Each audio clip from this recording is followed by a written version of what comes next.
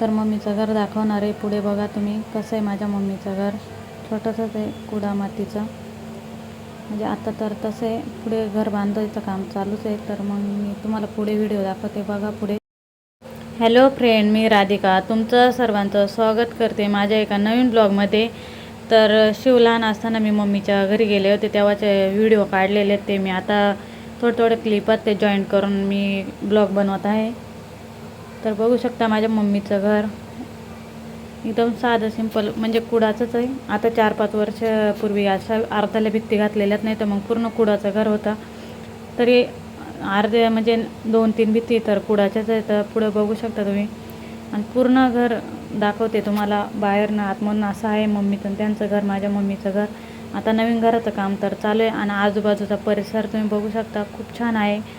म्हणजे आजूबाजूला ऊस वगैरे, बाजरी, सर्व असं हिरवगार, बघण्यासारखं खूप काही आहे. आणि शिव झोपलेला होता आणि मी पण झोपलेले होते. तर म्हणजे माझी सगळ्यात लहान बहिणी तनू, तिने म्हणजे व्हिडिओ काढलेले तर, आणि मी तिच्याकडून घेतले. तर आता व्हिडिओ तिला बोलले की मला यूट्यूबला टाकायचे म्हणून दे. तर तिच्याकडून व्हिडिओ घेऊन आणि एडिट करते मी. तर एडिटिंगचं मला एवढं जमत नाही, मी जसं जमल तसे व्हिडिओ बनवते.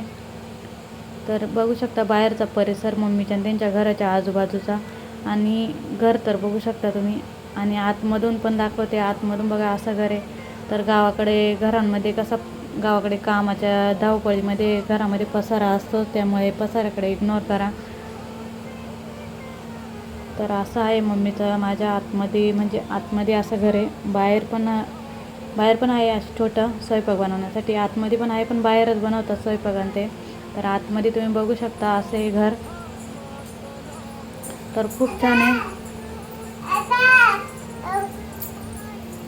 तर टी व्ही वगैरे, डब्बे वगैरे असे म्हणजे असे खालीच मांडलेले आहेत, बघू शकता. आणि आतमध्ये चूल पेटवत नाही, त्याच्यामुळे मग तिथे कोट्या वगैरे तिथे ठेवलेले आहेत. भांडे वगैरे इकडे तिकडे असं अस्तव्यस्त पडलेले, म्हणजे व्यवस्थित ठेवलेले आहे, पण मग इकडे तिकडे असे ठेवलेले आहेत. कपड्यांना गावाकडे असेच आमच्याकडे वळंबण बोलतात, ते बांधलेले दोरी.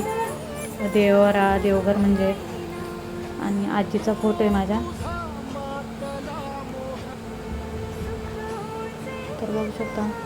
आणि बाहेर पण, म्हणजे बाहेर स्वयंपाक बनवते तिथे पण असं आहे बघा, बाहेर चूल वगैरे.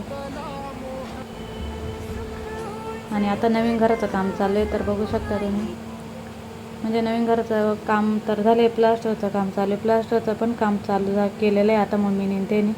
तर पुढे मी दाखवतेच, प्लास्टरचं पण काम चालू आहे. तर छोटंसंच घर बांधले, पण खूप सुंदर आहे. पुढे तुम्ही म्हणजे पुढे बघाच तुम्ही.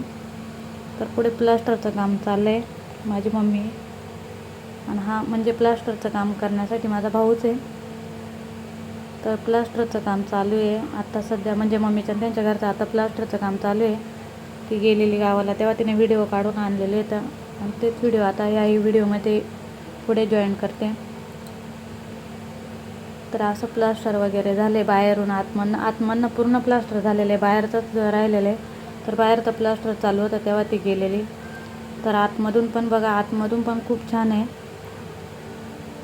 तर सर्वच म्हणजे मांडणी वगैरे सर्व बनवून झाले, आता प्लास्टर वगैरे झाले, आता कलरचंच काम राहिलेलं आहे, टॉयलेट बाथरूमचं ते. तर आतमधून खूप छान आहे, किचन वगैरे खूप छान बनवले मम्मीने. मी तर नाही गेले बघायला, मी जाईल तेव्हा तुम्हाला पूर्ण डिटेलमध्ये व्हिडिओ टाकलच.